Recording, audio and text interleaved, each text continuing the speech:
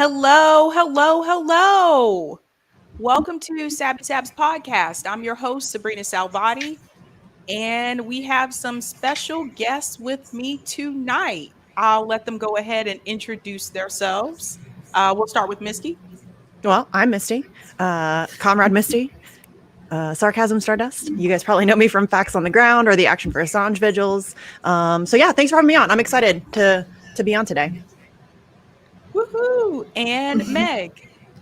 Hey guys, it's me, Meg from Pretty Captain Leftist and the Killjoy Guide podcast. Good to see you. Awesome. I want to give a couple shout outs to people in the chat. Hi, chat. Hey, chat. It's good to see ya. Hi, Eric. Eric says it's on. It is. Love Eric. Hey, Eric. Hey, Lauren. Lawrence.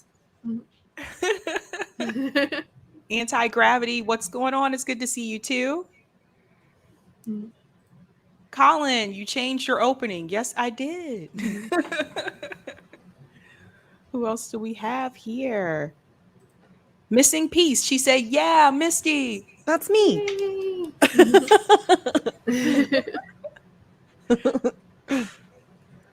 All right. Yeah. Nice to meet you, Missing Piece. Unknown Space Pioneer says, woohoo. Woohoo, right back at you. Whoop, whoop. Osito says, hello from San Diego. Hello. San Diego. It's probably nice and sunny where you are. Valerie said, hey, Misty and Meg, great show last night. Valerie. Thank you. That was fun. That was fun. I was in a bad mood show. yesterday, so it was good to rant. You were I'm glad I could give you that space. Yeah, I just, I have those days where I'm just like, I am just pissed. Like, everybody's just making me really mad and I can't find the words. And so I was just in a bad mood. I think we all have those days when you're involved in stuff like this. Oh, yeah, most definitely. Yeah. Yesterday was mine. Yeah. Mark says, oh, that's not Mark. Hold on. Mark says, hi there, Sabs. As for Nina losing the election, no one is surprised she lost. What do you expect when you have someone who doesn't even want to win the election? Oh. That's a spicy take. Oh, Marks. Okay. I like Marks. R.I.P. Mike Gravel. I just bounced from RJ with the Vanguard on FHL to watch the stream instead. Oh. Sabby. Don't do him dirty like that. Mike Gravel. Oh, RJ. We love RJ. We love us some RJ. We do love RJ, yeah. Yeah. I just had RJ on Bitch last week along with Nick and JB. That was fun. He said, we love Comrade Misty. I love you too, dude. Or dudette, whatever. Ashura says, synthetic rip our Micro Gravel, definitely. Yes. May he rest. Yes. Ashura said, synthetic leftists are still bitching about Nina's loss and blaming Dora and every activist. Why am I not surprised? Yeah, I've been blamed. I'm very powerful. You guys should be nicer to me. She said it. Be nicer. Just be nice. See, Seriously. Jordan wants us to be nicer to politicians. Well, if I'm that powerful, maybe you should be nicer to me. Oh, man, we're going to get into it. Hello, Robin. It's always a pleasure. Oh, I love Robin. Robin's great. Hey, Robin. Yeah. All right, cool. So let's go ahead and get started. So tonight we're going to talk about, we have two things. We have a special announcement about FHL. That's going to come from Meg. But first and foremost, we are going to get into Nina Turner's election results and what caused Nina to lose. So I'm actually going to start with, Why are you guys talking about the Vanguard? What is going on? RJ's interviewing the yeah. Vanguard guys, and that like RJ was telling me that as soon as he announced it, like everybody was like, because nobody likes Vanguard right now. Right. My Like, God. guys, settle down. Come on. I'm going on there, I think Monday. On I have to- Vanguard? Yeah, I have to I don't double have a check. problem with them necessarily. I don't really like their show. I mean, that's just a personal thing. It's kind of clickbaity and it's a lot of gossipy stuff, which I'm not into. So I have no, like, if that's your thing, I'm not like, do your thing. Mhm. It's fine. It's just not for me. That's fair. All right.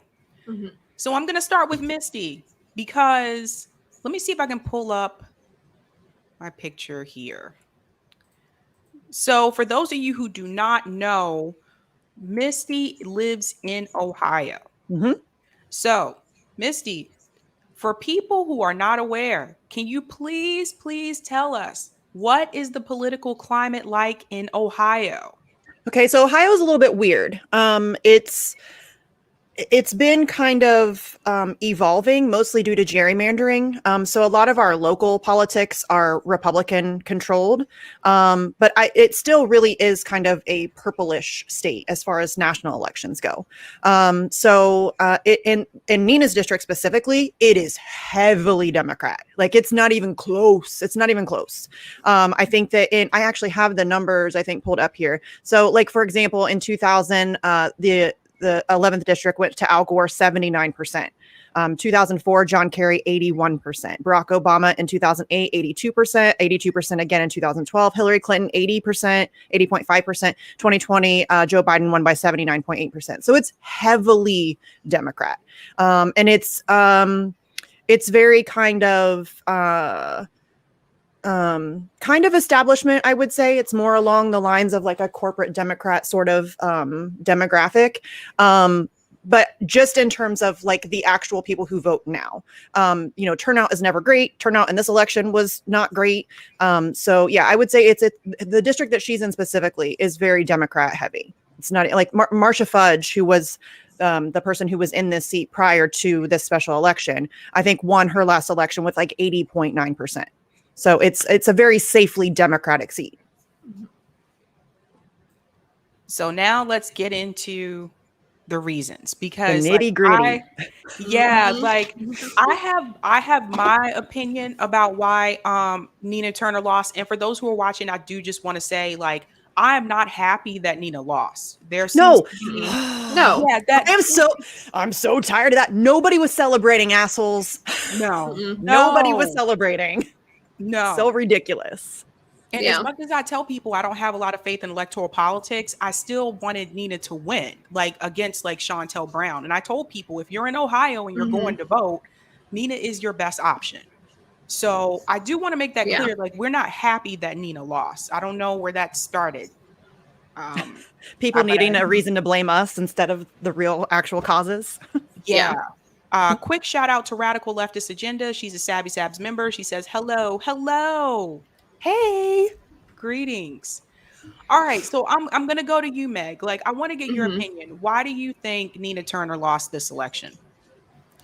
Yeah, and I'm gonna piggyback off of something that Misty said because Misty is in a kind of reddish purple state, and living in Florida myself, we're definitely becoming more and more red as the years go on. Because I mean, we used to be pretty purple as well in Florida, and basically, however Hillsborough and Pinellas County went, usually the state went, and very lately, like Pinellas might be red and Hillsborough might be blue.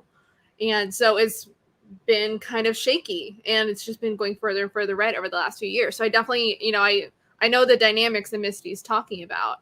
And of course, with gerrymandering, what they do is they'll cut up the state in such a way that there are very heavily Democratic areas in the urban areas.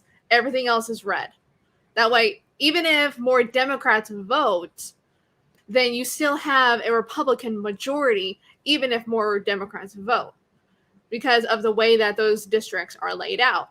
So we definitely have to keep that in mind, because I know Florida is the exact same way. And it's just going to continue to get worse, particularly considering we just had the census and we just had elections. And so those districts are going to be drawn again because we don't have any independent elections bureaus or anything like that in order for them to draw the districts out in a more independent and more Equitable, neutral way and more equitable way. That's definitely a good way of describing it. So, because I know we've had several, like in Florida, we've had several lawsuits over gerrymandering, and we've had to have districts redrawn because of that. Because luckily, the court ruled in our favor. But I mean, it's still getting crazier and crazier. And kind of going off of Missy said, you can tell just by that voting pattern. And I don't know what the primaries were like in regard to like Bernie versus Hillary. I believe it was more like heavily Hillary in that district. Am I correct? I would say probably. I can look it up, but I would say probably. Mm-hmm.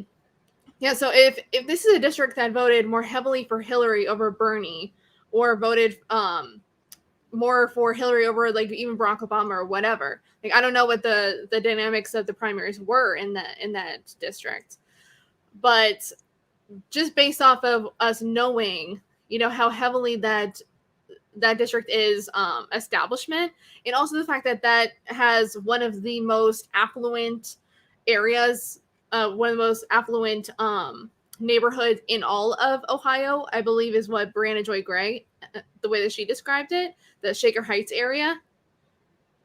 Is that right, Misty? I'm sorry. I'm sorry. I'm trying to read. I'm sorry. What did you say? The Shaker Heights area is like the more affluent area of like Ohio and of the country. Yes, 100%. That is accurate. And that was an area that Chantel Brown's campaign, they really got that area mobilized and out to vote. And since they're affluent and mostly white, they are going to be the ones who are more likely to vote. And unfortunately, Nina did not do enough to get people who are less likely to vote out to the polls. And we saw that from the turnout. It was only 16%, guys. Meg, to answer your question, in 2016, Hillary Clinton won the county by at 56.12%. Okay, so yeah, definitely would have leaned more towards Chantel Brown than it would have leaned probably towards Nina. So probably was an uphill battle for her. Would you agree that that's probably correct? Yes, and for a lot of reasons, but yes. Yeah. So I mean, there was a lot against her, and I don't think she had a good strategy to fight back. And that was the big thing. She did not turn out non-voters. And that she did not start early enough in getting people mobilized, knocking on doors. She didn't start early enough attacking Chantel Brown the way that Chantel Brown was attacking her. And I mean, granted, Chantel Brown had a lot of money and she was smearing Nina left and right. And they were only smearing Nina. So she had a gargantuan weight on top of her.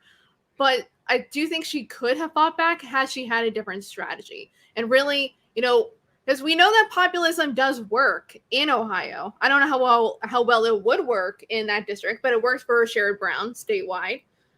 So I think if she maybe had gone with a more populist message and gone out to the non-voting public, maybe she could have pulled it out, but I don't know. I think she could have. You want me to? Do you want me? I can rant about this. We can rant about this. Here we go. Here we go. It's go on. For it. Okay, so there are many things I have to say about this. One of which, Nina Turner ran a terrible campaign. She hired terrible people. She hired Jeff Weaver, y'all. Like what? She hired like Amy Klobuchar castoffs. What are you thinking? Like I don't understand what your strategy is there. She didn't have very much of a ground game. Honestly, I think that she was relying a lot on name recognition. I think that they thought, oh well, we can just I'm Nina Turner and I can pull in AOC and Bernie Sanders and we can all these big names and I can just rest on that. And here's the thing. So I'm friends with Robbie Yeager, who is an amazing financial campaign finance reporter. He also does a lot of other reporting. He has a new Substack called Politify, and he sent me some numbers earlier so that we could all get kind of a picture because a lot of people are blaming money. It's a money thing, right? It's a money thing. So here's the thing. Dark money exists in politics. That's not a surprise. Like, that's not like, you can't be like, oh my gosh, they came in with dark money at the last minute. Well, duh, that's what they do every time. So if you're not planning in advance for that, then you failed. You need to figure out a way to combat that. And then you need to fight against having money in politics, which none of these people are doing. So Robbie Yeager said that, in fact, Nina Turner heavily outraised Chantel Brown. Like, it's not even close. Nina Turner outraised and outspent Chantel Brown. She raised $4.5 million to Brown's $2.1 million through July 14th. Turner's campaign spread their ads out throughout the campaign, and Brown spent $1 million in the last, like, the home stretch. And that was through the SKDK, which is the big Joe Biden thing with Anita Dunn. So she used like that whole PAC system. Brown, the total super PAC spending for Brown was $3 million. Turner was only $1 million. And then Turner got $1 million in super PAC support, mainly from the Democratic Action PAC, which is mostly funded by Justice Dems, Working Families, and a man named Charles Dunlop, who's the founder of Ambry Genetics and a longtime Justice Dems funder. She also got help from Move On and Justice Dems. But here's the thing. All of this money stuff is something that shouldn't have been a surprise to anybody. It shouldn't have been a surprise to Nina Turner. Shouldn't have been a surprise to Jeff Weaver. This is something that happens in every single campaign. And it always happens the same way. The corporate candidate always comes in with a bunch of dark money to try to outperform the progressive. So that shouldn't be a surprise. And using that as an excuse is just getting tired. If you're going to run in electoral politics, you need to figure out a way to move past that and to figure out a way to overcome that. So I think she ran a terrible campaign. I think she relied way too much on name recognition and having celebrity endorsements. And here's the thing. She didn't inspire anybody. Nobody. She ran as a centrist Democrat. She ran trying to, like what Chuck Schumer said, we're going to pick up, the more moderates. And, he said the whole thing. That's their whole strategy, right? We're just going to try to run towards the middle. And that's not working. That is not working. We have to stop doing that. You want to inspire people. People want to feel like they have something to vote for. We've been saying this for 5 years now. That's why people don't vote. They don't feel like anybody's really fighting for them. And so if you're Nina Turner and you're out there trying to pander to centrist Democrats, rather than being Nina Turner and breathing fire and going out there and fighting for people, what do you expect? Of course, it's no different than when in a general election or in a national election, if people are presented with a Republican and a Republican light, they're just going to vote for the Republican. And in this situation, if voters are given the choice between a Democrat and Democrat light, they're just going to vote for the real Democrat. They're just going to vote for the corporate Democrat. So she did nothing to really distinguish herself aside from Chantel Brown. She did nothing to inspire people. I think that's the biggest thing. She did nothing to inspire people. I mean, having AOC come out and do these little town halls or whatever that they did, and that's all well and good. But I didn't see any fire from that campaign whatsoever. It was very centrist. It was very terribly run. They didn't have a good enough ground game. And I think that, there's plenty of blame to go around, but it needs to, the buck needs to stop with Nina Turner, and it needs to start with people recognizing that continuing to pander to centrism and to neoliberalism and to incrementalism is not a winning strategy. It's just not. And I will say, for the people blaming activists and organizers for the reason that Nina lost, because I saw that all over Twitter. I live in Massachusetts, bud. So I couldn't have voted for Nina even if I wanted to. I wasn't eligible to do that. And I just want to clear that up and make that very clear. You can't come after activists and organizers because Nina Turner didn't win. I really did want Nina to win. And I've been pretty vocal about that. And there's something in the chat. I want to bring this up. Skeptical Mantis said, if Nina had strong Black politics, she would never have been trusted within the Bernie campaign. She has the style of a righteous Black preacher, but she never had the politics to match. Interesting. Damn. I think that's fair. Wow. This is Ashura. Sabby Sabs, I thought dim lefty progressives don't take money from PACs. What gives? There's a lot of sneaky Corporate ways. PACs. Yeah, they don't take it from corporate PACs, and there's a lot of sneaky ways. Like, for example, Nancy Pelosi will donate to progressives, like she's donated to Ilhan Omar and stuff. And where do you think Nancy Pelosi's money comes from? So, I mean, there are sneaky ways that you can get around that stuff. They're relatively clean as far as campaign finance goes, just from what I've learned from Robbie. But there are like little loopholes and stuff that they can get around. And I can tell you, I'm in Ohio. I'm 2 hours from Nina Turner's district. If she had come to the Julian Assange rally that we try to get her to come to, if she had come to the Medicare for All march that we try to get her to come to, I would have gone to Ohio's 11th district and knocked on doors for her. And I don't even believe in electoral politics. But I would have done that. Had she shown up for the people, I 100% would have showed up for Nina Turner. And I'm no fan of Nina Turner. I don't think many people will be surprised to hear me say that. I'm not a fan of Nina Turner. But if you show up for me, I'll show up for you. That's how this works. But she didn't. Misty, they told her not to talk about that. I know. You know that, right? Mm-hmm. Yeah. No, I 100% even Jen know that. Perlman, yeah. Even Jen Perlman told her not to go to the telethon for Julian Assange telethon. She gave the advice to Nina Turner to not speak about Julian Assange. Like, you're doing an event that's supposed to be in support of Julian Assange, and you're telling candidates to not speak about Julian Assange. Yeah. So I don't have words for that. I don't have words for that. So Meg, I want to get your take, more of your take on this, and then I'm going to tell you guys what I think. One of the things that I saw with this campaign that was very similar to Bernie's like mistakes. But Meg, I want to pass it to you and get more of your opinion on this. Yeah, I mean, just the fact that, as Missy said, the fact that Nina had no ground game. Like, imagine that. Like, a progressive having no ground game. Like, okay, I get that we're still in the pandemic, you know, and I totally understand that. But how can you not have like, you knew, like, looking at even AOC's, you know, campaign, and looking at Bernie's campaign, like, how many people knocked on doors for Bernie Sanders? Like, you know how important a ground game is. How could you not invest in a good ground game? Hello, this is not your first rodeo. Like, that's the thing that kind of annoys me about the fact that she didn't have a good ground game. You know better. And kind of going off the whole point that, you know, she wasn't breathing fire, is that, you know, she said multiple times, like, you know, if you're disappointed in the squad, you're gonna be disappointed in me too. Like, oh my God, that's so inspiring. Exactly. What a way to inspire people to make calls for you and knock on doors for you. Like, no, you should be saying, like, okay, guys, I understand that the squad is, you know, they're not doing what we want to be doing. But you know what? I am the fire breather. Put me in there with them. I'll rally them up. I will back them up, and I will be the one to say, like, hey, get your shit together. Because that's what we were wanting Nina to be. We were wanting, because the squad needs a leader. The squad has no leader. They have nobody to say. No. Nancy Pelosi. Exactly. That's their leader. That's their leader.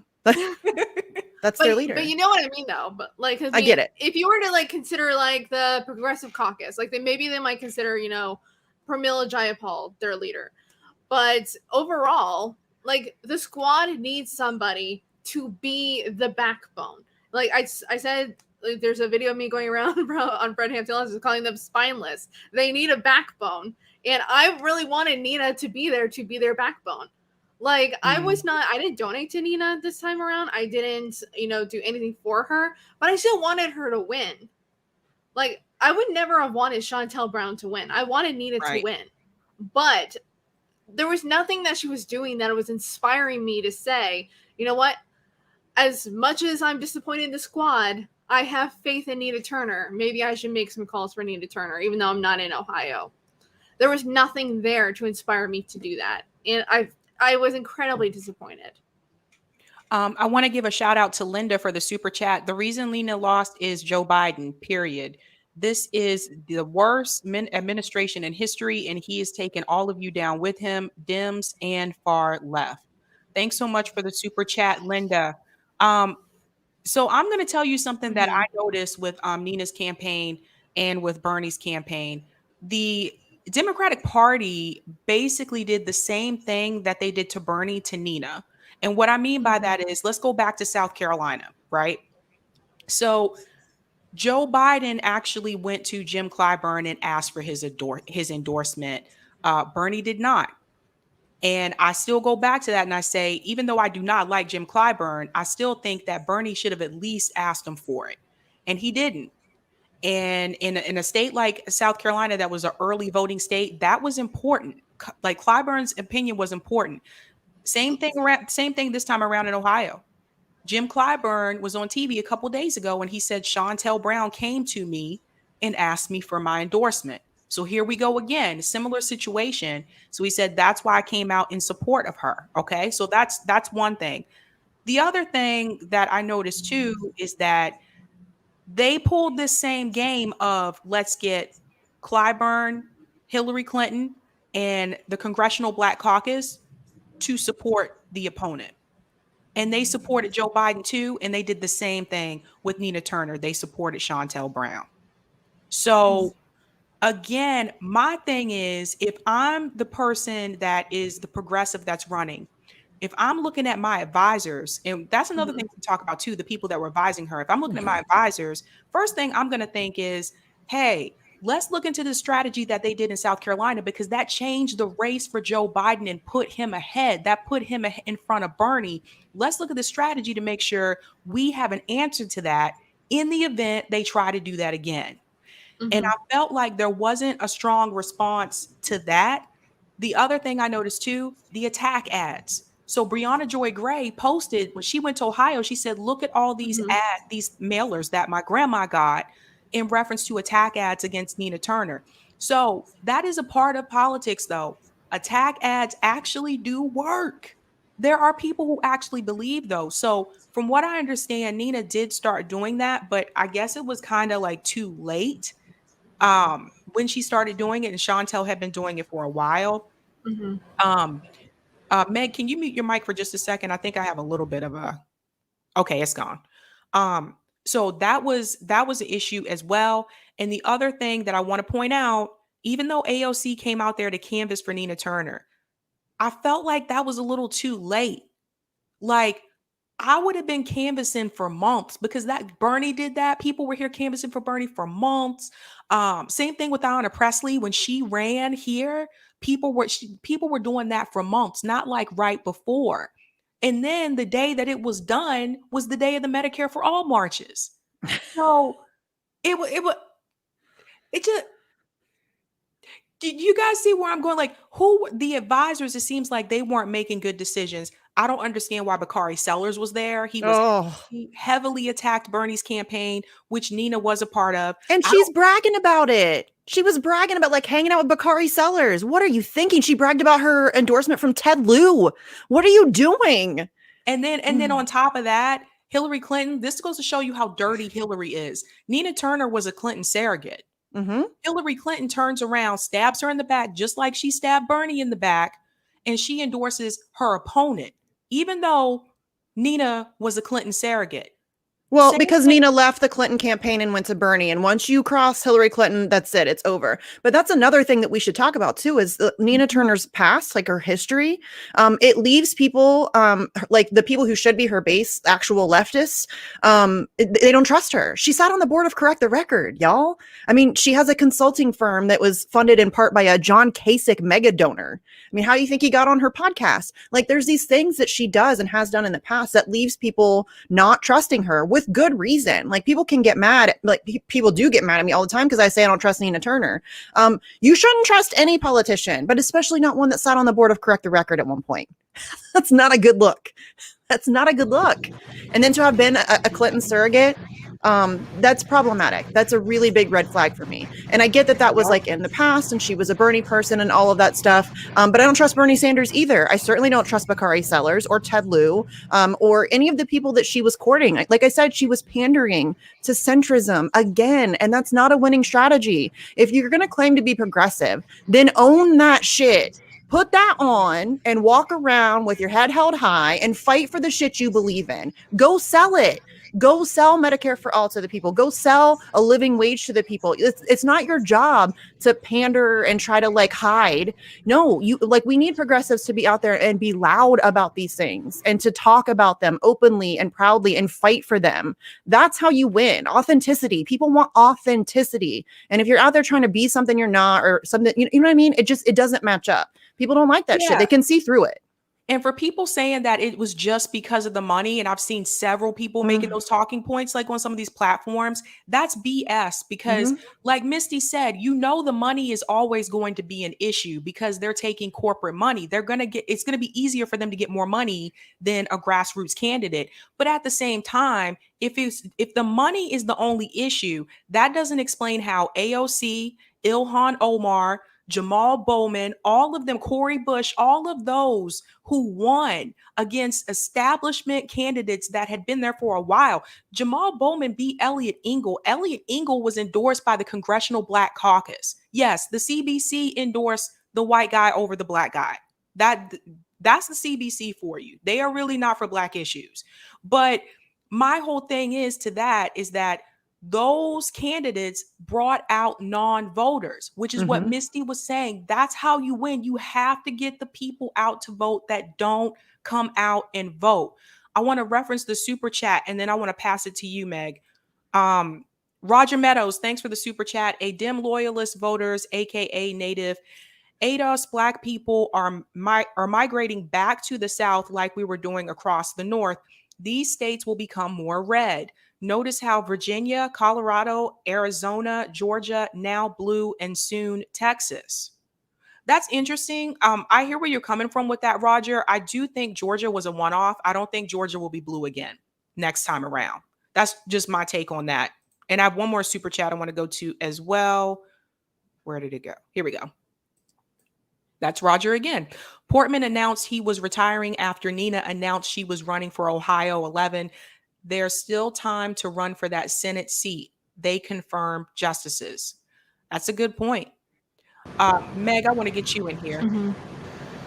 Yeah, so a couple points, and I want to kind of talk about what you were saying about what happened in South Carolina and how they kind of replicated that in Ohio with this race. And like I personally don't think that if Nina, like, I don't think that Jim Clyburn would have endorsed either Bernie Sanders or Nina Turner had they asked. I don't think he would have. Like, honestly, I don't think it was a worthwhile endeavor to ask him, because I don't think he ever would have endorsed them. Like, he's not going to endorse. Like, I think that was just a very clever excuse. I don't think I'd want his endorsement, to be honest. Absolutely not. Talk. I 100% agree with that. But I think it was a clever excuse for why he endorsed Shontel Brown. Like, oh, well, she asked me to. Like, I don't think that's not the reason. That's not the reason whatsoever. It's because he saw that Nina was ahead of the polls. Shontel needed a boost. Like, oh, anybody but Nina, just like anybody but Bernie, anybody but Nina. So who's her next closest opponent? Shontel Brown. So I'm going to endorse Shontel Brown. And I can't be, like, it's two Black women. So, like, there's not going to be any kind of discrepancy there. And, like, as you said, like, the CBC, they don't give a shit about whether it's a Black person versus a white person. Whoever is going to be protecting the establishment, that's who they're going to endorse. And also the fact that, just like in South Carolina, in that district, they were not mobilizing Black voters. They were mobilizing white voters. They got a lot of white voters to come out and support Shontel Brown. And the same thing happened in South Carolina. There was a lot of white voters who supported Joe Biden. So that's one of the funny thing is too, is that, they want to talk about supporting, Black people, but then they're mobilizing white voters, not Black voters. So Bingo. There's so much irony in that when you really think about it. So much irony. Like even if the candidate is Black, they are upholding white supremacy. That is what they are doing. Like, doesn't matter who the candidate is. If they're upholding white supremacy, they will support that candidate. And I lost my other train of thought. But what was it that the super chat I know there's something about the super. Oh, chat Mike, had like asked. the people moving to like the South.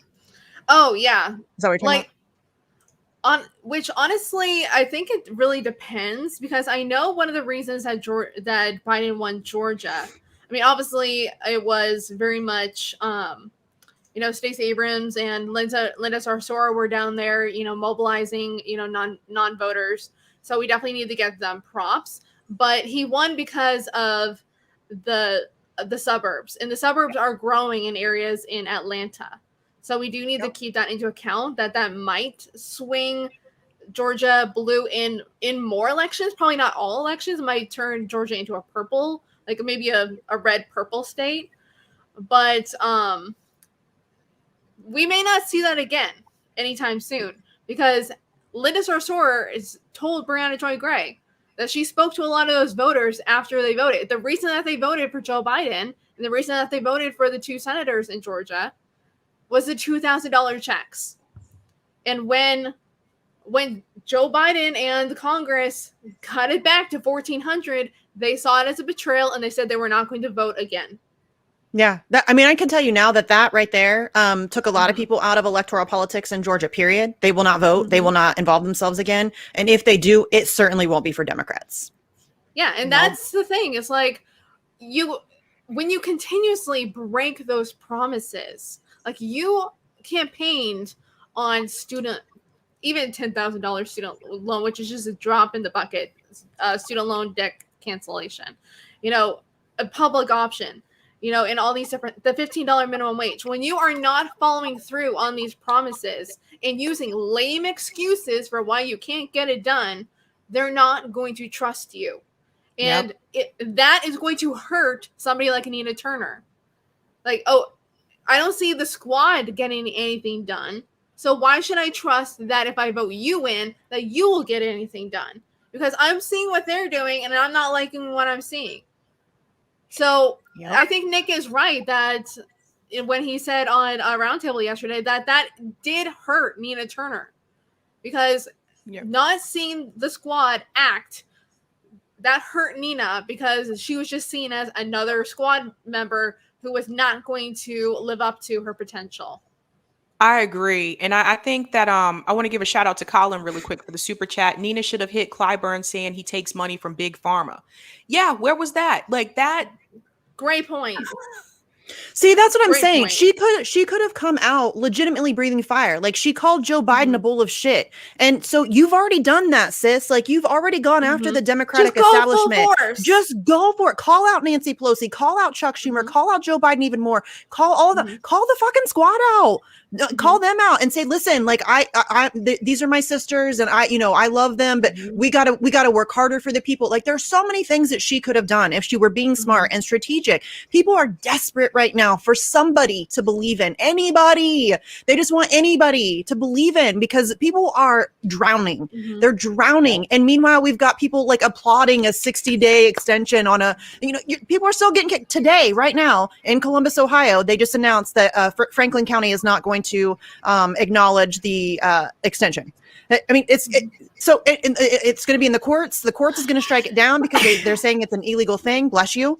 And so like this, we have these like performative wins. It's not a win. Like, we've gotten nothing. The squad has done nothing for us. Nothing. Not a damn thing. And it's not even that they haven't done anything. They haven't even tried. Like, they haven't even tried. We're in the middle of a pandemic in the year 2021, and we can't get them to do anything substantive to fight for healthcare for the country. And there was just a report released today. I think it was funny because the Hill put it out there. Stunning new report shows that the United States is like dead last in healthcare outcomes. Well, no shit. We've been screaming that for years, homie. Like, that's anybody stunned by that is not paying attention. Breaking news, right? Right? Like, hello, somebody, right? Hello, somebody. But they didn't even show up for a march for Medicare for all. They told all of us we need to organize. You guys need to organize, and then we organized. And they ignored us. Not only did they not show up, they didn't even acknowledge it. They didn't tweet about it. They didn't talk about it in interviews. They didn't like give props to the organizers and say, hey, I'm really glad you guys are doing this. It's unbelievable. Just the blatant disrespect They tell you it's on you. You got to organize. First of all, we already organized to get y'all elected, and you didn't do shit for us. Now you're telling us we got to organize again. So we do that, and you ignore us. And that's supposed to inspire people to go out and vote for you? I don't think so. And it's not the first time that activists and organizers have organized. Just last summer, all those people that organized for the George Floyd protests, like asking for police accountability. So people have been, and all we got was kneeling and tented cloth. Right? Exactly. People have been organizing. Like that cracked me up because like Afeni was in DC and she got a chance to talk to AOC, and AOC told her like, you need to organize outside the government. Dude, that's what we've been doing. We've been doing that. I've been on the ground. Right. We've been on the ground. We've been doing that. I don't know. They pretend like they don't see it because, like, we know from Forced to Vote because she asked AOC about that too, about Forced to Vote. That made me mad. Straight up lied to Afeni. And she's like, they said that they didn't know about it until the day before. It's like, that's bullshit. You were responding to Justin Jackson a month before about this. You knew. So what is that lie? The marches. They 100% knew about the marches for Medicare for All. There's no way they didn't know. It was in over 50 cities. You telling me they didn't know about that? As much as they're on Twitter, as much as they tweet, they couldn't put out a tweet about a 50+ state march for Medicare for All, something they ran on. Come on, y'all. And I'm supposed to trust them? Right. No. Right. I mean, especially when, like, I loved that super chat about Jim Clyburn because it's absolutely true. Like, if she was willing to say, Joe Biden is a half full of shit, then there's no reason she could have said, oh, you know what? I congratulate Chantel Brown for, getting Jim Clyburn's endorsement. I personally wouldn't want it because I don't want the support of someone who takes big money from Big Pharma. She could have pulled a Bernie Sanders and been like, Henry Kissinger's not my friend. That's exactly what she should have done. Well, she should have handled that. Jim Clyburn's no friend of mine. You know what I mean? And I get that he's like, he's not a friend to you either. He's a big figure, and I get all that. And he's got a lot of like respect and support, as unjustified as it is. And so I get that that's like risky, but you're already like, why not? What do you have to lose here? Nothing. Right. Would you rather pander to those people? Yeah. I wouldn't. Be who you are. Like, that's, I think, one of the biggest problems is that there's no authenticity. These people are running, they're fake. They're all fake. They're not, it's very careerist driven. It's very opportunistic, and you can tell. I mean, it's clear because if they were legitimate, they would be forced to vote, wouldn't have even been a question because they wouldn't have even been thinking about voting for Nancy Pelosi. You shouldn't have even been that shouldn't even been like a thought. We shouldn't have even been able to be like, hey, you should not vote for Nancy Pelosi so that we can get a floor vote on Medicare for All, because you shouldn't have even be considering it. She helped facilitate a torture program and lied about weapons of mass destruction. And she's a horrible person. No person who considers themselves progressive should even think about voting for her. It's not, that's weird to me that that's not talked about more. I want to give a shout out to Indy Left real quick. Sorry. Hi, Indy. Hi, Indy. The people who voted for Chantel don't care about Clyburn's corruption is what I was told repeatedly. Yeah, but the people who don't vote for Chantel, and the people who aren't involved in electoral politics because they feel left out and that they feel like it doesn't fucking matter, because it doesn't fucking matter, those people could be reached by that kind of stuff. Those kinds of people could be talked to. And there's a lot of people out there who understand that there's a shit ton of corruption, and they're looking for somebody who's willing to call that out and fight back against it. Well, also too, I was told, and I was reading this as well, that they would skip over when they were canvassing, that they would skip over the houses that were for Chantel Brown. And I'm like, I mentioned that to change Nick. their mind? Yeah, that didn't make any sense because I mentioned that to Nick because I know Nick canvassed for Bernie, and Nick's like, no, you're supposed to knock on every door. Mm-hmm. Why would you not? Why wouldn't? Because a lot of those people could have just been, kind of influenced by negative attack ads. And maybe you go and you knock on the door and you say, oh, you heard this about Nina Turner. Well, here's why that's wrong. And here's some information about what the actual facts are. And that's a huge opportunity to change people's minds. That's the whole point of politics. I don't know why people don't understand that. If you want to win, you got to change some people's minds. That's how that works. There's going to be people that disagree with you. You're going to have conversations with them to win them over. That's why you're supposed to present your ideas. If you believe in your ideas and you think that it's the right thing to do, then go sell that shit. Like go to stand up for it. You should be able to have those conversations. That's why it pissed me off when Cori Bush wouldn't answer questions about forced to vote and Medicare for all. That should be an easy answer for you. That shouldn't be like my staff's got to come in and save me. That you should have an answer for that. That's not complicated. That's shit you ran on. And that's what we're seeing is that over and over again. Like, I mean, AOC says we need confrontation. And then 2 days later, Cori Bush comes out with her boombox to drown out Franco, who's asking legitimate questions. Yeah. And that's not a good sign. No, that's not good. I saw that. I want to shout out the super chat, and then I want to respond to that really quick. But I want to give a shout out to Ben for super chat. I see Canadian flag. I donate. Meg, our Canadian. Thanks so much, Ben. Yeah. To your point about that, like for Franco and Max Blumenthal and who else? Kobe at the march. Kobe cornered Cori Bush. Yeah. All the people that came to the Capitol while Cori Bush and AOC and them were protesting about the eviction. Nick Brana also kind of had a brush up with them too. That they wouldn't let him record, which is also sketchy. Right, but here's my problem with that. Had it not been for left independent media, I wouldn't have known who, with the exception of Ayanna Pressley, because I lived in her district, so I knew who she was. I wouldn't have even known who they were. And they forget that. Like AOC, I think it was Jimmy Dore was the first person that brought her on. Jimmy Dore is a huge part of the reason why she got elected. Let's not pretend like that's not the case. He has a massive platform. He's one of very few people that gave her any media attention. And he really helped jumpstart her campaign. I'm not saying that he's the sole reason why, but he's a big part of the reason why she got traction in leftist spaces, because she had the talk, she had the rhetoric. And so I think a lot of people, that's how I got onto her. I donated to AOC in 2018. And it's because she was on Jimmy Dore and I saw her on Jimmy Dore and I'm like, okay, like it was before I had like completely given up on electoral politics. Thanks. She's the reason why that I gave up on electoral politics, by the way. But yeah, that's the reason why I donated to her. And I was like cautiously optimistic. Okay, well, maybe I got Obama'd again. You know, it happens. Yeah. I mean, it's ridiculous. I think I want to show everybody, I'm just going to share my screen because I want to show everybody the numbers again. And you know what's funny? Because Rome told us, didn't he, Meg? He told us a week ago that she was going to lose. And I was like, what? So first of all, look at that district, fam. Look at that district. Welcome to Ohio. It's like a jigsaw. It's not even a jigsaw puzzle. It's insane. Our districts are insane. Like, what the heck, man? Look at that. What is this? I don't understand. That's a district. So, I mean, the way that is drawn is insane. Right? You should see the whole state. Crazy. It's ridiculous. You should see some of the ones in Florida. Yeah. I think that Ohio is like the 10th most gerrymandered state in the country. Maybe even higher at this point. I don't know. So the difference is, where's my math people in the chat? Because I know you guys are there. It's not me. It's not me. It's not me. It's not me. It's 50.2% and 44.5%. Someone tell me. It's like 5.7%, right? Yeah. Did I just do math? You did it. Misty, you're good. See? No, I'm not. Numbers make my head hurt.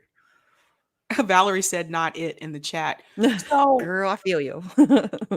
I mean, they're basically telling me here, like, all of Cleveland went to Chantel and all of Akron went to Nina. That's not surprising. That's not surprising. Akron is very much kind of like the working class, like, you know, it's not as establishment-y. You know what I'm saying? Like the bigger cities are going to be more corporate Democrat favored. Like Columbus is that way, Cleveland's that way, Cincinnati's that way.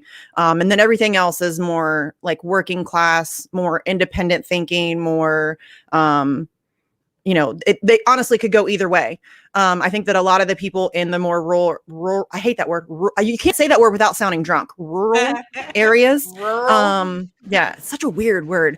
But I think that honestly, those are a lot of like the purple. Like they could honestly go either way. They could go, okay, you know. That's my experience, especially like I'm outside of Columbus, but I live like in like a smaller town outside of Columbus, and it's that very much that way. Like there's a lot of Trump people, but there are a lot of Trump people who would absolutely have voted for Bernie. You know what I mean? Mm-hmm. So 5.7% difference. If I did my math right, which is not a guarantee. I'm an English major. You do the math. I was one too, Meg. That's why I'm like, that's why I love a good pun. Yeah, numbers are not my friend. Okay, so let's talk about turnout, because they said the turnout was what, like 16 point. Terrible. Which again, listen, special election, so it's gonna be down. I mean, it's gonna be down. But that's the thing, though. It's your job to inspire people who don't usually get involved to get out there, and nobody was inspired by what Nina Turner was doing. Not a single person. I mean, we need AOC won because she promised to fight for people. She got out there and she was talking about Medicare for all and a Green New Deal and $15 an hour. And I mean, and she was being loud about it. Like she was fighting really, and Nina wasn't doing that. Like, you know, she would tepidly talk about, and even like she was putting out tweets talking about access and expanding healthcare.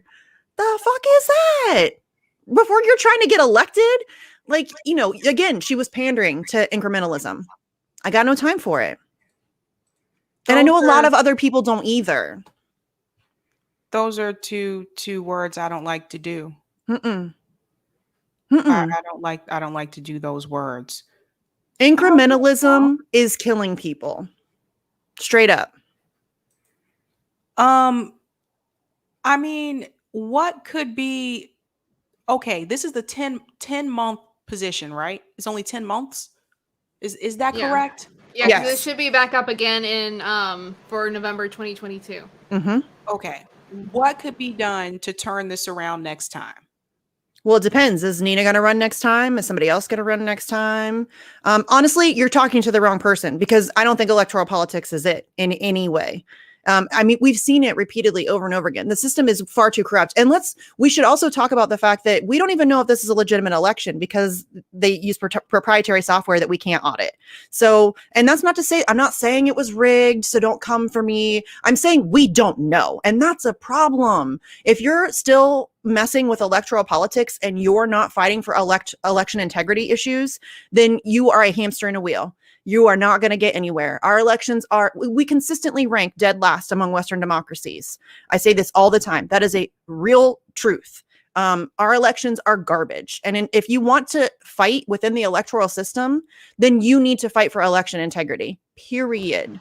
Right. We talked about this yesterday, Misty, about the fact that even during the primary last year, like we looked at the exit polls, and the exit polling was so off from the actual results, like so off that they just stopped doing them. Exactly. Like if we've talked about the fact that if this was any other country, and their exit polling was off the way that it was in in the Democratic primary, we would have already invaded that country and toppled that government already. Where is the country coming to invade the United States? And overthrow us for to spread democracy. We need some nation building here. Yeah, we don't have legitimate elections. We don't. Period. Yeah, we talk about other countries' elections.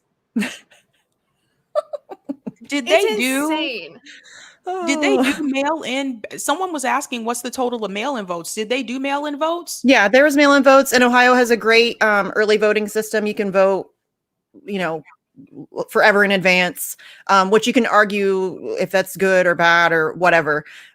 Mail-in votes are not a good thing, period. I know that people are really down with like, oh, but it makes voting more accessible. Yeah, with absolutely no security whatsoever. There's no way to secure those ballots whatsoever. It's, you know, you're just handing it over. And there's no, like, you have no idea what's going to happen to it. You have no idea whose hands it goes into. You have no idea if it gets counted, if it doesn't get counted. There's no way of tracking your vote. These are legitimate problems. Again, if you are going to continue to work within the electoral system, which if that's what you want to do you. I'm not here to discourage people from doing that, but you need to fight for election integrity. Otherwise, you are wasting your time.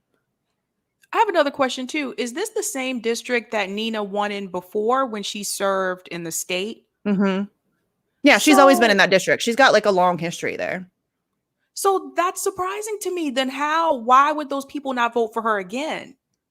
For again a multitude of reasons. One, that she flips from Hillary to Bernie. One, that she called Joe Biden a bowl of shit. One, that she didn't embrace her base, and she ran a terrible campaign. Again, you can't pretend to be a progressive when it's convenient for you, and then when you want to get elected, pander to centrists. People see through that. People see through that. You know what I mean? Like, I genuinely think that people are just desperate for authenticity. That's what a lot of people saw in Bernie, despite the fact that I don't think it's legitimate, but he at least portrayed a level of authenticity.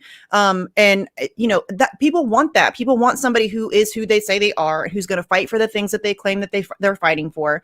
And you can't, like, it's really gross to fight for Medicare for all for years and years, and I'm this fighter for the people, and then when you're running for office, all of a sudden it's access and expansion, and no, that's not. People want a fighter, and that's who she portrayed herself to be all these years. And I'm not saying that she's not, but if you're gonna put that out there, then just be that, embrace it, and like go all the way with it. Don't start pandering to the people who are never going to like you.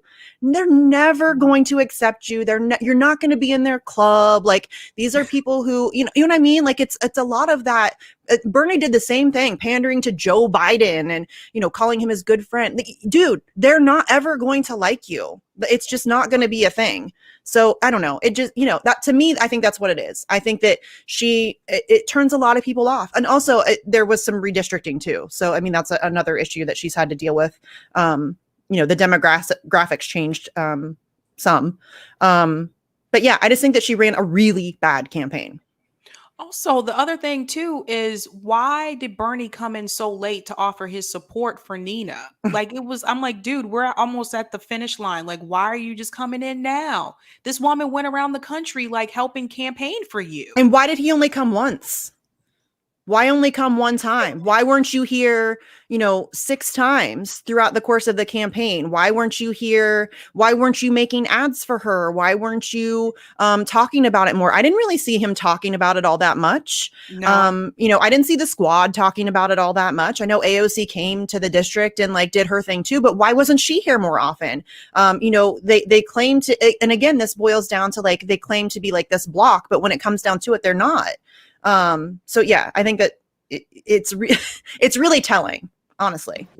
Yeah, Also, we I want know to they're remind not a block. everybody. Yeah, I want to remind everybody. I'll give it back to you, Meg. I want to remind everybody that AOC did not endorse Cori Bush. Mm-hmm. Just remember that. Shout out to Inquisitive Dreamer. He's a Sabby Sabs member. Vanguard on FHL isn't good news to some of us. To some of us, it's an automatic thumbs down for me. Oh, why are you guys being so? Oh, guys, come on. They came on here. I did a panel, Misty. Be nice. Yeah, I did a panel, and they were a part of that panel. And listen, Vanguard kind of brought it on themselves. I mean, let's be real. They started shit with Jimmy Dore over some dumb stuff. Like, and I don't really care. That's all this like ridiculous drama I just don't have like the capacity to give a shit about. But I don't think it necessarily means you have to like automatically thumbs down the Vanguard. At least hear what they have to say. I hope RJ pushed back on him a little bit. I haven't had a chance to watch it. I hope RJ asked him some questions about some of the stuff that they've been putting out. Probably not though. RJ's so nice. He's so nice. Maybe he did. But yeah, you don't have to automatically thumbs down it. At least support FHL. Right. Like, exactly. Yeah. You don't have to, like, you are welcome to disagree with the Vanguard. Absolutely. Like, no one's saying that you have to agree with even any of us. Like, we are welcome to disagree. Just that doesn't mean that we have to shut people out and sort of be like, oh, you know what, that channel sucks. Like, guys, come on. We can be more mature than that. And listen, I'm going to have guests on my show that are controversial and that you don't like. And if you want to thumbs down that's okay. I'm still going to do it. Yeah. It's important to have those discussions. I want to give a shout out to Roger for the super chat. Trump won because he scorched earth. He didn't want the job. He just needed exposure for Trump TV. So run like you want to disqualify yourself and go scorch. Yes. Listen, That's there's not a no bad reason not idea. to. That's not a bad idea. Mm-hmm. All right, Roger. I like that. There's no reason not to at this point. What do you have to lose? And it troubles me that she even ran in the Democratic Party. And people be like, oh, but if she wanted to win, she had to run the Democratic Party. First of all, that's not necessarily true. I mean, I'm so tired of people pretending like that's a true thing. We don't know that that's a true thing. Nobody's really given it an attempt, like a legitimate attempt to run independent. As somebody who's Nina Turner, who does have the name recognition to potentially pull that shit off. But second of all, if you're going to run in the Democratic Party, you have to expect what you're going to get in the Democratic Party: corruption and rigging and all kinds of election interference and dark money and all. I mean, what do you expect? Like, I just don't understand that philosophy of like, we just have to keep pretending like the Democratic Party is the only option. If that's the case, then we are screwed. Right. Yeah, I want to I'll give it to you, Meg. I just want to shout out the super chat. Quick shout out to Colin. Bernie has a habit of throwing black women under the bus. Yeah, because he did that with Breonna Joy Gray too. Remember, he did it with Nina. Yeah, he came back. I mean, and was like, he also did it. He also threw Zephyr Teachout under the bus, so I wouldn't say it's just black women. No, he throws a lot of people. He threw his own supporters under the bus. He threw. I mean, we're all Russia. Like we're in. I mean, of course, Russian ads influenced the whole black community. The fuck, you know? I'm telling you, man. You were gonna say something, Meg? I didn't want to. Yeah. I'm very ranty again, Meg. I'm sorry. I just keep talking. No, you're fine. No, what I was going to say was in regard to whether or not, we can win in the Democratic Party or outside the Democratic Party, like the general election for Bernie was never going to be the issue. Bernie could have blown Trump out of the fucking water. Nina could have blown the Republican candidate out of the fucking water. That was never the challenge. The challenge was always going to be the Democratic primary, because the people who are registered Democrats and are always registered Democrats, they're not the progressives. The people who are progressives are mostly independents, or they're the people who, like myself, who I'm registered as a Democrat in Florida because I can't vote in the primaries if I'm not, because it's a closed primary. So I have to be registered as a Democrat in order to vote. But if I didn't have to be, I wouldn't be. And I don't always vote in elections if I don't give a shit. So I'm a progressive. I don't always vote in an election. That's the person that you're trying to get. And I'm not like the diehard Democrats who will vote in every single election. Those are not the people that are going to be Bernie or Nina people. They're just not. Yeah. Very rarely will somebody who is a diehard Democrat be a Nina or a Bernie person. The primary is always going to be our biggest challenge. Always. Particularly in a heavily blue district, that will always be the challenge. That's why, Cori Bush had to run twice. Yep. That's why, so often we see that. And that's why we always see that, it takes a few times for a primary opponent to be able to take down an establishment candidate. It's not always like an AOC or a Jamal Bowman who can do it on their first try. That's very rare. That's very rare. And that just shows that those districts had an appetite for that, and that they were able to feed that appetite.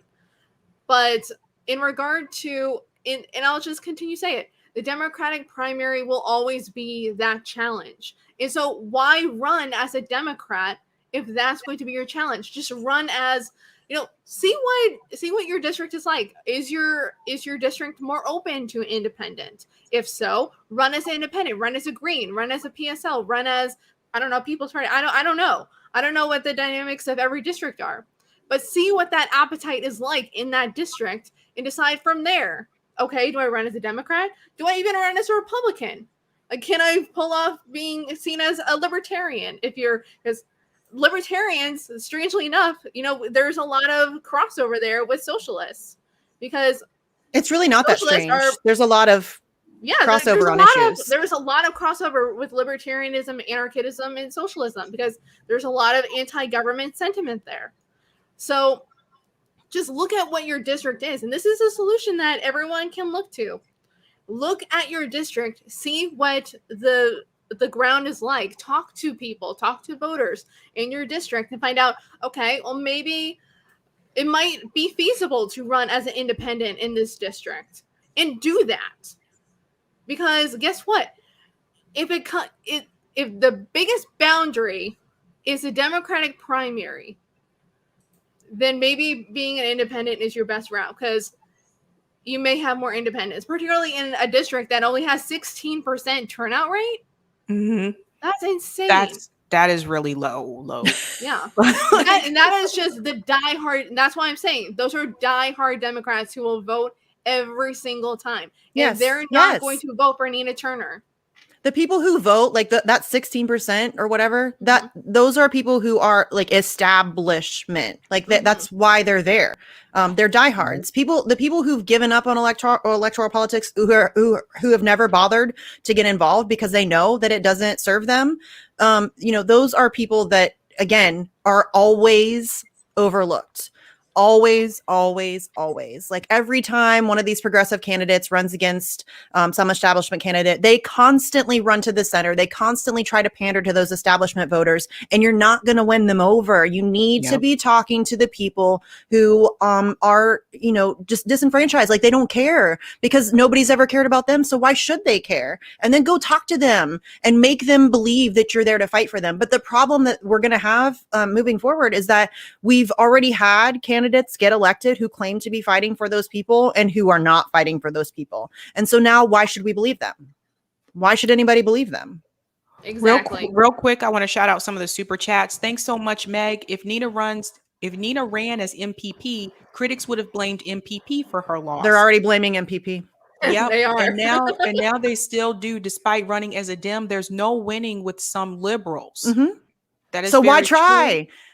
That is very true. Shout out to Roger Meadows for the super chat. Citadel Ball initiatives abolish all political parties. Thanks so much for that. And we have another one. Alice Hamers, thanks so much for the super chat. Nina can run in general election as independent or third party. Make Dems lose and pay. So there are sore loser laws. So I don't know if she can run as third party. She could probably run as a write-in. There are sore loser laws. Yeah. There are sore loser laws in Ohio. So if you run for office and you lose, you cannot then re-enter in the general as like a third party candidate. There's always 2022. Mm-hmm. There's 2022, guys. Yeah, they're called. It's the same because everybody was trying to get Bernie to run independent in certain states, and it's not every state, but in Ohio there are sore loser laws. So once you lose the primary, you cannot enter in as a third party candidate. I think you can do it as a write-in, but you have to register to run as a write-in candidate, and we all know Nina's not going to do that. She's not going to challenge the party like that. We all know that, and that's again another problem. The fact that they aren't bold enough to challenge their own party is a problem. That's what they were supposed to be doing. In 2018, when the squad ran, I talked to Meg about this last night. A lot of people forget that the whole fucking point was that they were going to go and challenge the Democratic establishment, not Republicans, not Trump, not Mitch McConnell. We weren't going to get tweets about how terrible Republicans are all day. And that's all we get now. But the whole point was we're going to go and we're going to challenge the Democratic establishment. We're going to challenge Nancy Pelosi. We're going to transform the party, right? The party's worse now than it's ever been. Y'all failed. Mm-hmm. Horribly. Right. Oh, but we get tweets about how bad Republicans are, but also what would insert policy here mean to you and your family? You already fucking know. Fight for it. You already know. I like to call those tweets story time with the pores. It's disgusting. They need to stop doing that. It's offensive. Stop doing it. It is offensive. You already fucking know what Medicare for All will do for my fucking family. You already know what $15 an hour will do for people's families. You already know. We've already told you. You know what's happening. You know people are struggling. You don't need me to tell you over and over again every day what that would mean for my fucking family. Get out there and fight for it. Get off Twitter and actually do something. You have power. We don't have power. People like to put all this on all of us, right? Like we're some, you know, I remember when Franco was down at the Capitol, well, what are you doing to get the eviction? Franco's like, I'm some dude. What the hell are you talking about? I don't have any, I'm not in any position of power. These are some of the most powerful people in the country. And you're asking me what I'm doing? What I'm doing is I'm here holding them accountable. That's what I'm doing. And shout out to Franco for having the courage to do that, because dude knew standing there that he was going to be facing 100 people who absolutely disagreed with him. And that took an immense amount of courage. And we need more people doing that. Lauren said, this is a great panel. Have them back regularly. Yay! Aww. Thanks, Lawrence. Thank you, Lawrence. Yeah, Misty, my favorite part was when Franco said, AOC, he was, she started running away and he was like, why are you guys doing this last minute? Yeah. Well, and I honestly think that Franco was a little hard on himself, because Franco's like a really nice, quiet, calm guy. Like he's not, and he's never been in front of a congressperson before. He's new to media and he's doing an amazing job, but I mean, he's still new to it. Right. And so I think he was a little hard on himself because he wasn't more aggressive that first night when he was trying to get her to answer those questions. And then he saw Max Blumenthal with Cori Bush. And I think that inspired him. And I think that gave him a little bit of courage to speak out and to be louder about it. And it's seriously, I can't give him enough credit, because he knew that those people were going to fight back against him. All of those people there were mostly staffers, like squad staffers. And then obviously squad stands, like people who were there because the squad's there and they want a photo op with them. Right. And so, you know, that was really courageous of him to push back and to ask them tough questions, because again, like AOC said, we need confrontation. And then when somebody confronts her, she runs away, or Cori Bush plays music to drown that out. That should be a problem for people. They should have answers. Not only should they have the answers, but you deserve the answers. We deserve those answers. And the fact that they will run away from it, or that they will try to drown those questions out, or that they will refuse to take them, or like AOC, you know, Franco said, well, what are these people going to do? They can't pay their rent. And she's like, well, we'll deal with that later. Like just brushed it off like it's no big deal. No, there are still millions of people who in 60 days, probably less, because this is probably going to get struck down by the courts. And already we're seeing, like I said, Franklin County is already saying we're not going to acknowledge this even exists. So people are getting kicked out today. I read a tweet earlier where somebody was in eviction court and there were 3 evictions that were put through today in that one eviction court. So, I mean, this is already happening. And those people need answers. They need to know, well, what's the plan? What's next? Like, what are we doing? What are you going to do to make sure that we don't need another extension. We need rent cancellation, period, end of story. Period, end of story. Like the fact that they went in there with like the low ball, let's extend the moratorium, was garbage. You should have gone in there asking for rent cancellation, mortgage cancellation. Yep. You know, I'm no fan of landlords, but I also am not an idiot. I don't want landlords to get screwed over here either, because that is going to be damaging for everybody. Right. I would love to do away with landlords, but that's not the world we live in right now. So we need to make sure that those people are protected too. If they lose their properties, BlackRock's just going to buy them all up. And that's a problem. So we need to address the issue as a whole: rent cancellation, mortgage cancellation, all that stuff. But they went in with like the lowest of balls, you know, like the lowest of balls. Like that. Okay, we'll just extend it for 60 days. That's garbage. That's not acceptable. I mean, so many people are suffering right now, and this is the best we can do. I don't accept that. Yeah. And they even means tested that. I want to shout out the super chat. Thanks so much, Roger. Kyle did say Justice Dim's original name was Left Tea Party. Yeah, I mean, like, what the hell, man? Like, and I know that Ayanna Pressley, she is used to pushing back and pushing issues to make them happen, because when she was city council here in Boston, before she was in Congress, she was already doing local politics, and she was a very strong voice here. That's why we voted her through to go to Congress, because we knew she could make things happen. They had a liquor license limit here in Boston. And of course, that excluded like bars and lounges and restaurants in the Black neighborhoods here in Boston. Ayanna Pressley fought for that, for them to get additional licenses. Boston was like, no, we're not doing that. For them to give additional liquor licenses so that those restaurants in the Black and brown communities here would be able to make money. Because the reality is, if you have a lounge or a restaurant here in Boston and you can't serve any alcohol or you're limited to what you can serve, you're not going to make any money. And Yeah. you have to pay rent on the property. She pushed for that. So I've seen her push for things, which why that tells me them in Congress, there is something else going on. There's something else going on behind the scenes. I don't know if people are threatening them. I don't know if they're getting like, you know, we're going to pull this seat from you or whatever kind of like rhetoric, but there is something else going on. But nobody. It really doesn't matter. It doesn't matter what's going on, because people do that with Bernie all the time. Well, what if he was threatened, or what if it doesn't matter? It doesn't. I don't care why he's not fighting. All I care is that he's not fighting. And, you know, for me, it's about the people. It's about the fact that people are suffering and they're struggling. And I'm sick of seeing it. There's no reason for it. It's, you know, we pretend to be this great country. And here we are in this, you know, health crisis and this economic crisis. There's a housing crisis. We have like crises coming out of our ears, right? Like it's just a constant crisis. And we aren't doing a damn thing for people. Meanwhile, we're shoveling money towards the top 1%. And that is by design, y'all. This is how the system is designed to work. It's designed to benefit the rich and screw over the poor. And when you have even the progressive politicians, they voted for the CARES Act. That I don't care why they did it. It doesn't matter why they did it. It just matters that they did it and that people are suffering. And so we need to figure out a way. If they're not going to work for us, then we need to get outside the system and do it ourselves. We need to start mutual aid programs. We need to have each other's backs. We need to learn to grow food. We need to opt out of the system however we can, because no politician is coming to save us. That's clear.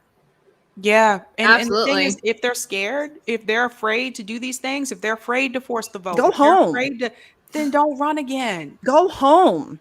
Either fight or go the fuck home. That's Right. Fight or go the fuck home. I'm tired of doing this shit. Like y'all probably like you claim to be like, oh, we're so bold and we're so brave and we're gonna go in there and we're gonna fight for the people. And then you all capitulated faster than anything I've ever seen. It took like 24 hours for AOC to start taking stuff about Palestine off of her website. I got no time for that. You don't get to turn your back on Palestine and still be like, no, you don't get to praise John McCain and call him like an example of human decency. And I'm still gonna take you seriously. No, it's not how this works. You have to be consistent. Right. There's no intellectual consistency. And then people will make all of these excuses for the squad. I'm so tired of this shit, y'all. And people, you got to be nicer to them and you have to give them a chance. I gave them a chance. Go back and look at my Twitter. Go back. I used to praise them. I even said, like, tweeted at AOC before she was a big bad thing. Was like, please do not fail us. Like, don't change. Please, we need you in there fighting. Look how well that did for me. I gave them a chance. I donated to her campaign. I bigged up them on Twitter. Like, I gave them a chance. They blew it. That's not on me. That's on them. And y'all should be more pissed off. I said this to Meg last night. I don't know why more people are mad. Like, people get mad at me for being mad. Why the fuck aren't you angry? Do you not see the suffering that I see? Are you not paying attention? Because I see that shit constantly. Like, I live in a small town and there's a shit ton of homeless people here. That's never been the case before. Like, I live in a very tiny town, you know, and I've never seen, there's homeless people every fucking where. And that's ridiculous. There shouldn't be tent cities in my tiny town. There shouldn't be tent cities anywhere in the fucking richest country in the world. And the fact that people are not angry is suspicious to me. Like, that's it's happening everywhere. When Anna Kasparian brought up the whole tent community thing in LA, which she pissed me off by doing that, because I'm just like, girl, please.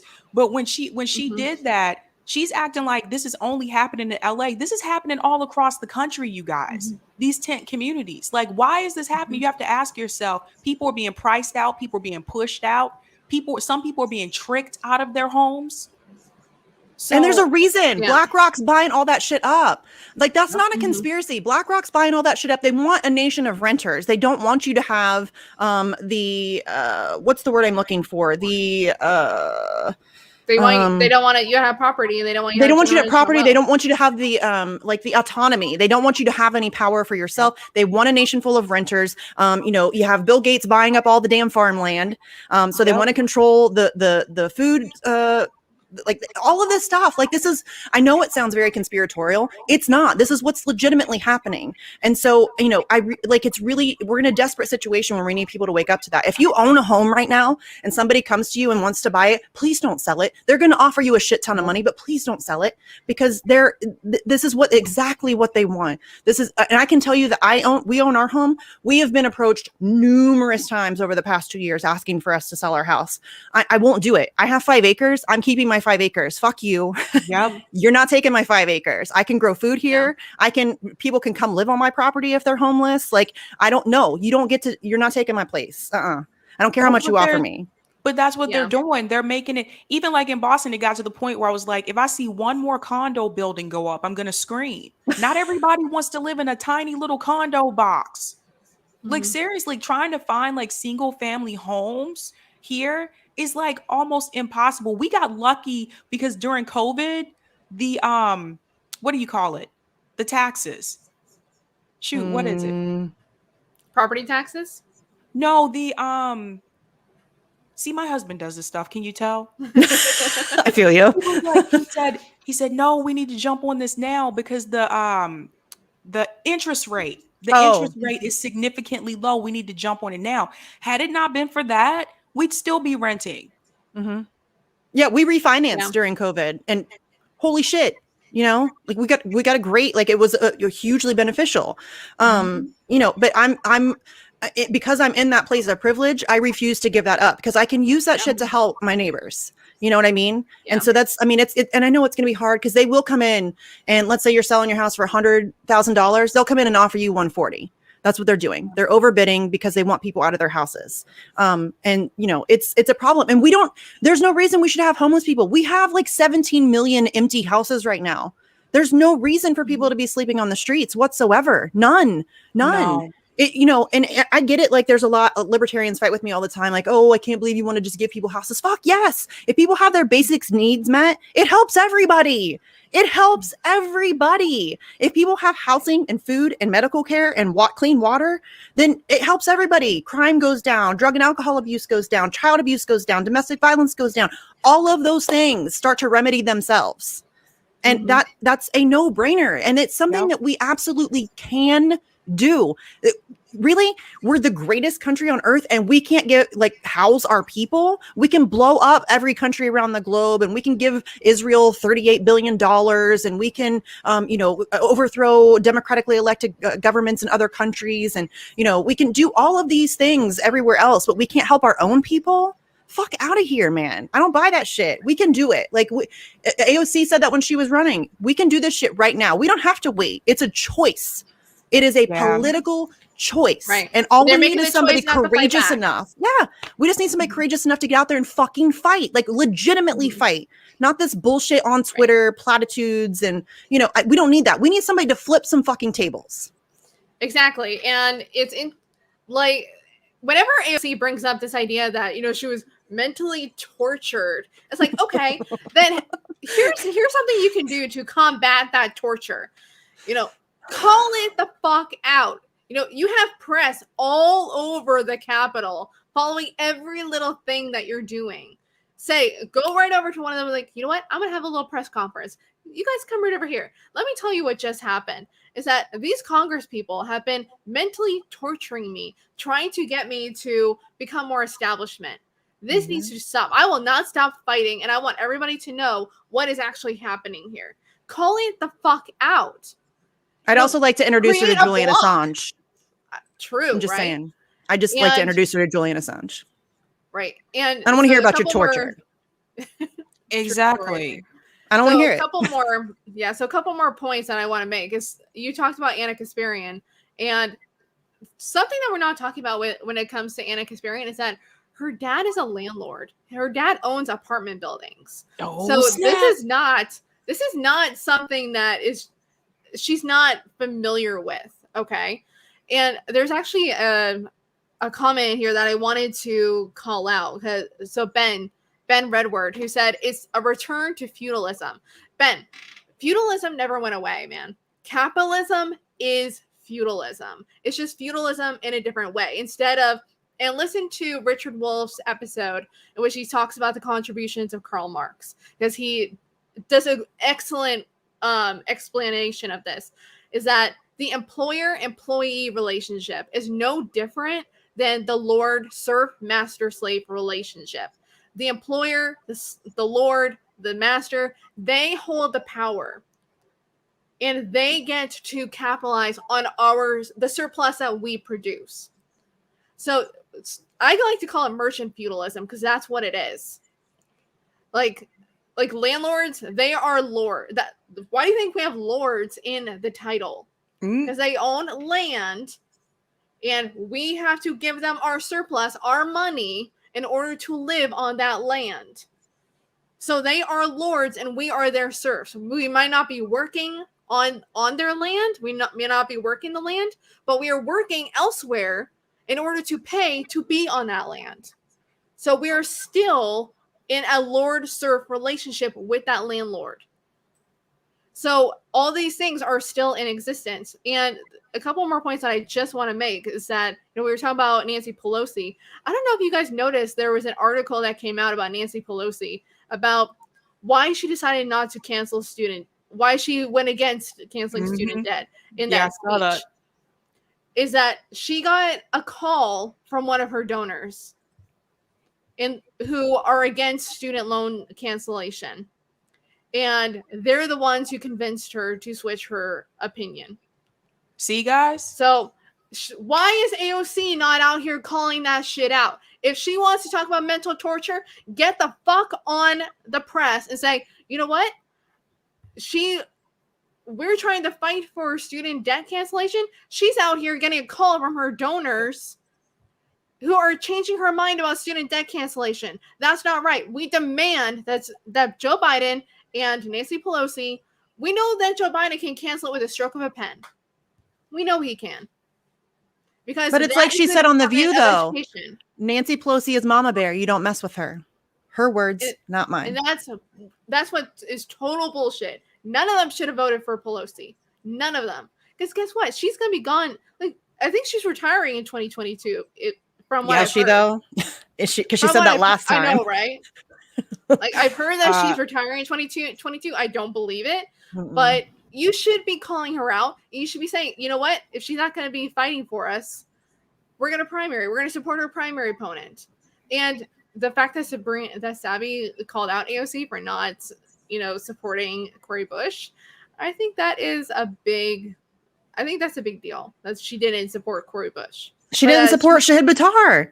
She doesn't support progressives. Because there was a memo that went out to everyone. We are only supporting the incumbents, and she was not allowed to cross that line. And you just said something that's the problem. She's not allowed. Bitch, you work for us, not Nancy Pelosi. You're supposed to work for the people. You do what we say, and that's not how it works. Right? That's not how it works. And I also want to call attention to one other thing, because the fact that Cori Bush, raised the music in order to drown out Franco, I think there's something else that is also a little sus there as well, because there's something that this is a free speech issue, guys. So keep this in mind. I saw this on TikTok just the other day, that apparently there are cops who are turning on copyrighted music when they're being filmed. That way your video of that cop doing whatever they're doing wrong gets taken off of YouTube or whatever platform that you're putting on, because it has copyrighted music in it. Those bums. They've been doing that for a long time. It's very effective. Yeah, so this is also something that we need to be keeping an eye on. Like, what music is Cori Bush playing? What music are they playing at marches? What music are they playing when cops are doing this shit? Because if any of it is copyrighted music, they can strike that video and take it down. And I think that's why Jordan Sheridan's video was taken down. I would wager there was copyrighted music. That explains it, because I was like, I don't understand, because none of the other videos of the marches were taken down. It was we got a strike on our LA one because CJ he had music playing in the background that was copyrighted music. But so I know that our LA one got struck, but I'm betting that's what happened with Jordan. That was copyrighted music. Let me get to I want to address some of the super chats really quick. Misanthropic and Out of Coffee said the houseless are freed from wage slavery and unburdened by rent, unworried by loss of home if time is taken to participate in direct action. The employed are changed. Thank you so much for that. And Chris Neal, thanks so much for the super chat. Excellent breakdown of Martin feudalism by Meg. Love you guys. And there's another one from JP Magana. In my town, Tempe, Arizona, home to Arizona State University, they keep building high-rise condos with cafes and barbershops on the first floors. A lot of those rooms are unoccupied. A lot of those rooms are owned Same by in foreign Gainesville. oligarchs who hold that property. Yeah. Same thing happened in Gainesville when I was living there, going to UF. Mm-hmm. Dude, they've had like people, like foreign investors come into Boston and buy up like entire like buildings. They do it everywhere. Yeah, and raise the price. And I've had friends that had to move out because they're like, oh yeah, someone else owns this now. So I sold the building to so-and-so and they're gonna jack up the price. And It's a lot of Saudi Arabian royalty, Russian oligarchs. Yeah. It's been happening for a long time. Mm-hmm. That's crazy. That's Trump, dude. like Trump's connections to Russia. I mean, yeah, he's like has real estate or deals with Russian people buy his properties, and yeah, that's about it though. It's crazy. I also want to make sure I get to because I know Misty. I told Misty I would only need her for 30 minutes. That's all right. It's my fault because I ramble and rant a lot. I'm sorry. I do But we that. love you for it.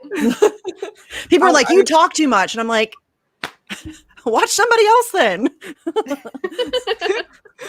But I also want to make sure we get to the special announcement that Meg has about Fred Hampton leftists, and I was supposed to be off of here at 8:30 anyway. Oh, So I'm gonna try to go. Oh, Someone told me the other night, they said you never get off on time. But real quick, I want to give a shout out to Hot Channels for the super chat. BJG interviewed Ralph Nader, and he said that he has reached out to the squad to teach them how to be effective legislators, and none of them have never returned his phone call. They don't want to learn. yep. Shout out to Ralph Nader too, man. Ignorance is forgot. bliss. Never forgot. All right. Meg has a super announcement. Misty, you can stick around if you want. Let me know. I'm actually going to bounce if that's okay, because I'm supposed to be doing an interview at 8:30. Oh, yeah. Sorry. But thank you for having me on. I really appreciate it. This was fun. Sorry Thanks I was so much ranty for again. coming. Yeah. Okay. Bye, guys. Thanks, Misty. Yeah. See ya. We had so much All fun right. last night. It was great having her on. It was great Isn't seeing her she out, having her awesome? tonight too. Yeah. She is amazing. All right, guys. So, Meg, I'm gonna let you make Mhm. the announcement, and then I'm gonna share my screen and I'll show them what it looks like. All right, guys. So you probably already saw this a little bit this week, but Fred Hampton Leftist is now on Rockfin. So this is another way that you guys can support the show is by becoming a member on Rockfin, and you can become a member for like I think it's $9.99 a month. Mm-hmm. Yeah, so $9.99 a month, and you get all the channels, guys, that you want. Like, it's not just Fred Hampton Left. There's like Sabby's on Rockfin, Facts on the Ground, Jimmy Dore, Ron Placone, Franco, Jackson Hinkle. Like, everybody is on Rockfin, and you get access to everyone. And you can then also subscribe to us where you can tip our videos and tip the channel. So this is just another way that you guys can support us and get exclusive content from us. Because there's a few videos like right now, Jackie and I put up our interview with Bess from Malensplaining. We talked about the Hunger Games. So you can check out that video. I know there's a couple other videos that are up there right now for premium. So you guys get access to all that content before anyone else does. And there's more content that's going to be coming. So definitely, look us up on Rockfin, start following us there. And, we'll be live. There will also be, Rockfin exclusive live streams sometimes. So if there's something that you want to see from us and we're only doing on a Rockfin for those members, then get your butt on Rockfin. That way you can be involved. Like you might see, like maybe one night I might decide, you know what? I'm going to do a Rockfin only Q&A. Yep. You can go over to Rockfin and watch that Q&A. And people on YouTube and Facebook and Twitch, they're not going to get it, just Rockfin. So definitely go over and subscribe. That way you guys can follow us. And also make sure to go to Fred Hampton Leftist and make sure to get on our email list. That way you guys can keep track of all the changes that are coming to Fred Hampton Leftist, because there's a lot coming down the pipe, guys. Yeah, and I'm going to show you guys just to give you a quick little look at Rockfin.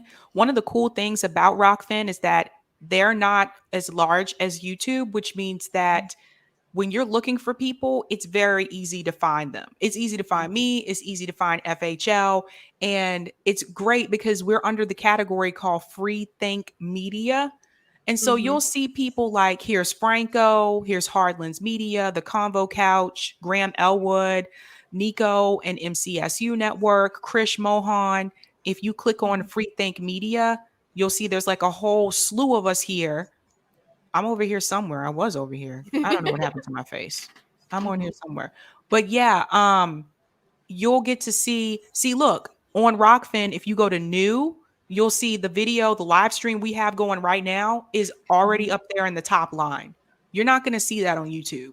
Mhm. So Yeah. Rockfin was really big about they don't want to be too big too soon. So Mhm. you actually have to apply to get onto Rockfin. So not everybody can just join Rockfin like you can join YouTube. Yeah, I'm still waiting for my channel.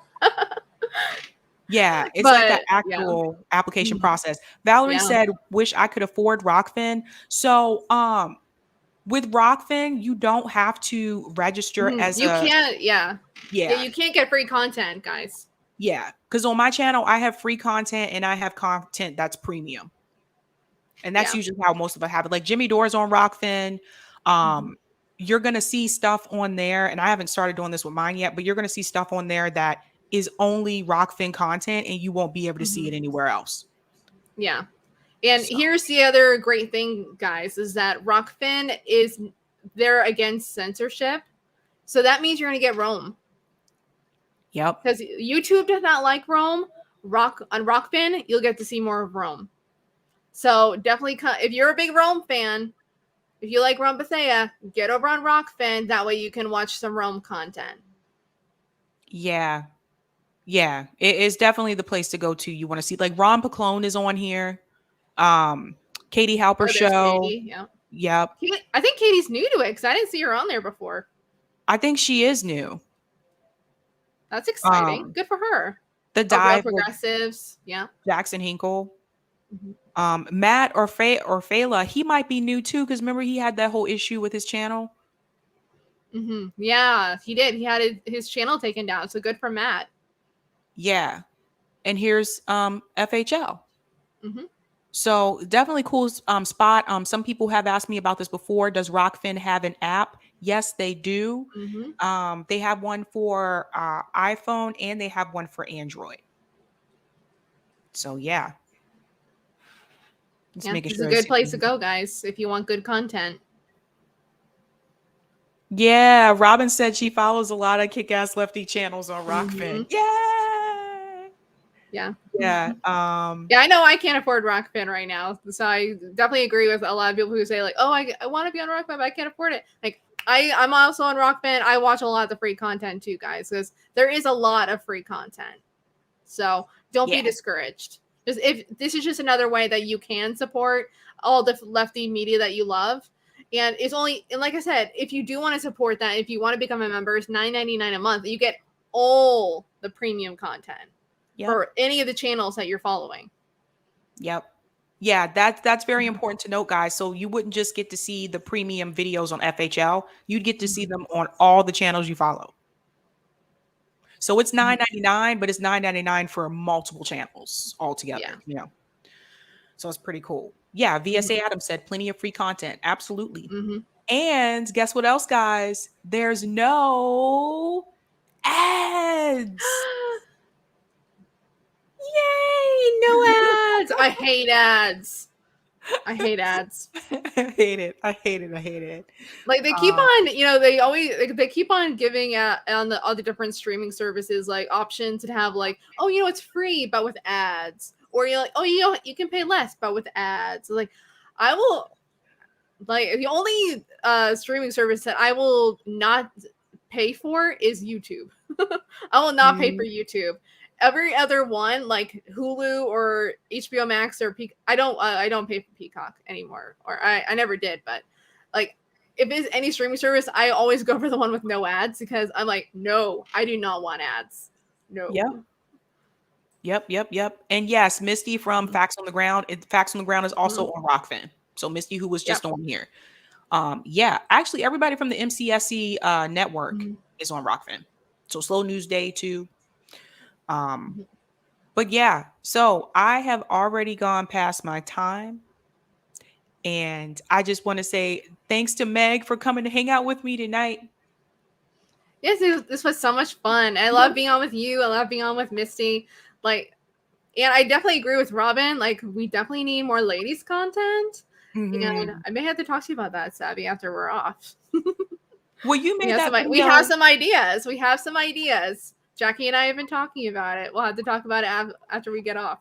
Yeah, because Meg made an orgasm video, you guys. Oh, wait, I should rephrase that. Meg made a video about.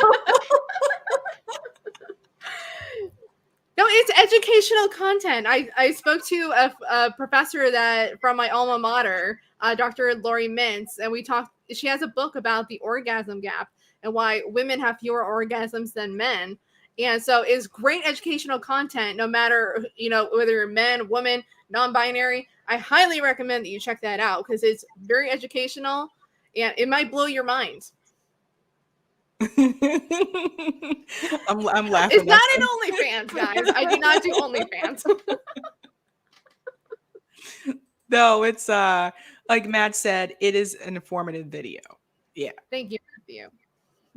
But Eric said, I guess.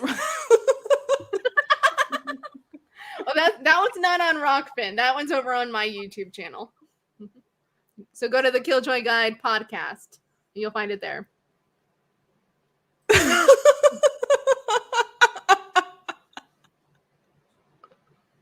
Notori. Oh my God. Oh my gosh. I gotta go. You guys are a trip. I gotta get off of here now.